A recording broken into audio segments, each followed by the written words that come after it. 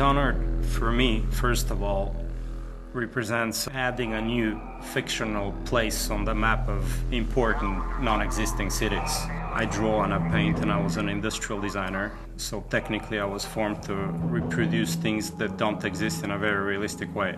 And my tools are mainly light, architecture, and composition. So science fiction cities are my specialty. Industrial designers are again formed and trained to create things that don't exist and to make them appealing. And industrial design in itself is fiction. I specialized in advanced prototypes for non-existing cars, which are absolutely dream objects. And that's why the training is very useful. And historically, people like Sid Mead, who's designed Blade Runner, was an industrial designer, and he had the attention to detail and to craftsmanship to make up a world and make it very believable. So it's a very obvious relationship between science fiction and industrial design. So in Dishonored, you play a supernatural assassin in a steampunk city called Dunwall. And the game has what I would describe as a non-photorealistic art style, led by Sebastian Mitton and Victor Antonov. When we first started the project, Raph and I kept saying, this is London 1666. It was the last year of the plague and the year of the Great Fire. The city of London at that point is pivotal to the world and pivotal to history. The early creative influences were historical architectural pictures of London and maps of London. Start with a location. Where is this taking place? All kinds of representations from different artists, painters, photographers, and filmmakers. As a visual designer, Victor works kind of like a historian. He really proceeds with what-ifs scenarios. So, okay, what if instead there was this event happening in history? We looked at specific rooftops, specific smokestacks, and facade ornaments that were very specific only to London and to no other city. When the first design come back is that it looks very real, even though it's not, but it's kind of believable because our brain kind of processes it in a way which just looks like, oh wow, that looks like a place that could exist. And that's why I think his methodology is so powerful to people.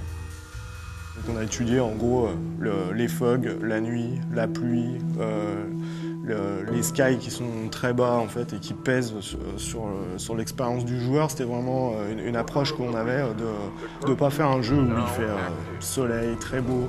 C'est comment infiltrer la lumière, donc c'est tout ce qu'on a étudié en allant à Londres. Et ensuite pour le retranscrire dans le jeu, il a fallu faire un petit peu de développement technique pour essayer de modifier la façon dont réagit la lumière avec les éléments du jeu vidéo, c'est-à-dire dans le brouillard, si on peut faire des haze et faire bloomer nos lights.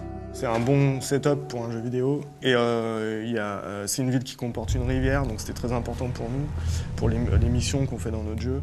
En fait, on n'a pas l'approche classique du jeu vidéo. On a vraiment voulu revenir à des bases classiques d'art pur, c'est-à-dire les références qu'on a, elles n'ont rien à voir avec... on ne fait pas de recherche sur Google, on ne cherche pas à faire de choses génériques, on veut vraiment créer quelque chose d'unique.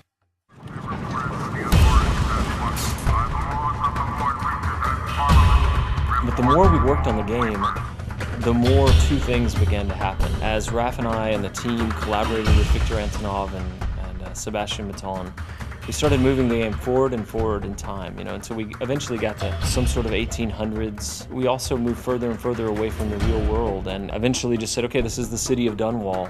We were somewhere in this time period where there's a lot of technology, but there's a lot of mechanical technology going on. So we based everything on suspension, steam, and basic fuel. We wanted to bring some rock and roll into that and some modern elements.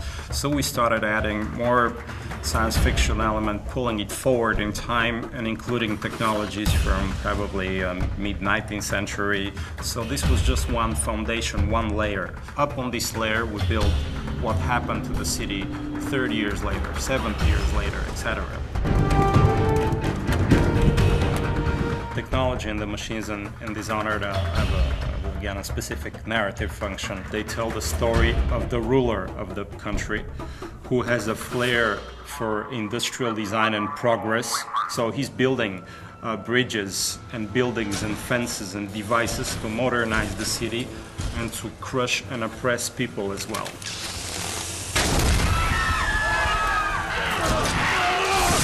The whaling trade takes off, and there's a brilliant inventor called Sokolov, who's for us a little bit Rasputin, a little bit Da Vinci, a little bit John Dee, and he invents some devices and takes advantage of the volatile whale oil. And then the oppressive government begins to use those devices against the people as a sort of security layer. The whale oil industry in Dishonored is manifested and represented through visual elements and design elements like ships and boats. And all that suggests that the world is bigger than the city, and you have an ocean, and you have foreign different lands, and maybe colonies. So you have these mysterious ships bringing these strange animals because they're not regular whales, they're Dunwall whales. So you see them through harbors and rivers and through the coast, and the whale ships expand the scope of the city. The characters and the character design in Dishonored are no different than the architectural design or the design of the light. We wanted to get into the identity of these characters. We looked into British morphology. How are the eyes set? How's the nose? How's the skin? Play with the grotesque and with the beautiful, and we stylize this into a variety of very real faces that have a backstory and a meaning to them. On a travaillé avec des gens un peu à travers toute l'Europe et qui étaient vraiment des spécialistes en fait de l'anatomie pour essayer de ne pas perdre l'intention qu'on avait mis dans les visuels au départ. Et on a pris des gens qui étaient spécialisés par exemple dans les silhouettes et dans les vêtements, dans la découpe des plis, la façon dont travaille un jean ou un pantalon. On ne voulait pas justement que ça ressemble à des personnages de jeux vidéo avec des jambes en tube et quelques polygones pour donner de l'effet ou juste des shaders. C'est-à-dire qu'on vraiment travaille la silhouette, c'est-à-dire que nos personnages, on a une approche de loin parce que c'est un jeu de combat, donc on détecte les personnages de loin. Et on a besoin aussi d'avoir un fort caractère quand ils sont très près. Ce qui rend vraiment les personnages de Dishonored uniques, c'est le fait qu'on a voulu les typer dès le début. En fait, on est parti dans cette stylisation. Et par exemple, au niveau des proportions, si je repense au City Guard, en fait, qui est un combattant, on n'a pas hésité à lui grossir les mains, à réduire sa boîte crânienne, pour vraiment qu'il ait le physique qui reflète ce qu'il fait dans le jeu.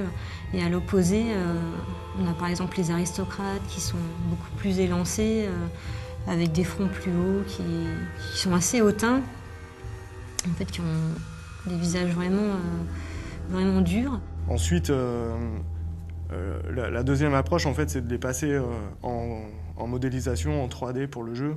Et le but, c'est de ne pas perdre l'essence qu'on a dans la peinture, parce que c'était carrément de la peinture qu'on avait, c'était pas juste des croquis. Et garder ça en 3D. Donc là, la contrainte, c'était plutôt technique, c'est comment garder quelque chose un peu de vivant et pas de tout générique, tout lisse. En fait, ce travail de stylisation qu'on a réalisé sur nos personnages, on a aussi voulu l'appliquer sur nos animaux. Ce pas des animaux qu'on a l'habitude de voir, ils sont vraiment particuliers. Et là, j'ai en tête l'exemple du Wolfhound, où justement, on a pris un chien, mais on l'a mélangé aussi avec un peu de crocodile, un peu de girafe, pour le rendre vraiment unique et qui a un côté fantastique dans notre univers. On a fait une silhouette très forte, il se déplace vraiment d'une manière très particulière. C'est pas un chien qu'on pourrait croiser dans la rue tous les jours. For Dishonored, we worked with Blind Light, which is a great company out in LA, who not only helped us find some really great actors to fill all the roles, but also we worked with a few key people that we picked out that you would call like celebrity talent. You know, the game is mostly an action game, but it's also got some role-playing game-based elements. For some of the characters, we had a list of people we wanted to go after. Brad Dourif plays our character Piero, who's a craftsman, artificer, natural philosopher. Damn Sokolov! He will haunt me to my grave. Chloe Grace Moretz was good enough to lend her voice to a character named Emily, who's quite important. I love getting in the booth and just kind of playing with the different voices and sounds and stuff you can make, and trying to really get the acting through onto the video game. Susan Sarandon, I'm older, so I'm a big fan of hers from even as far back as the Rocky Horror Picture Show days. And she plays an interesting character that I don't want to say too much about right now. So those guys bring their own ideas to what the character's feeling and the intensity. And so just talking purely in narrative terms, I think the voice actors add a level of polish and help the player just sort of like empathize with what's going on. I want the Dishonored world to leave a souvenir and a memory in the player as if they had really been to this place and it moved them. And I hope it would stay in fiction as one of the places that will give people goosebumps and shivers.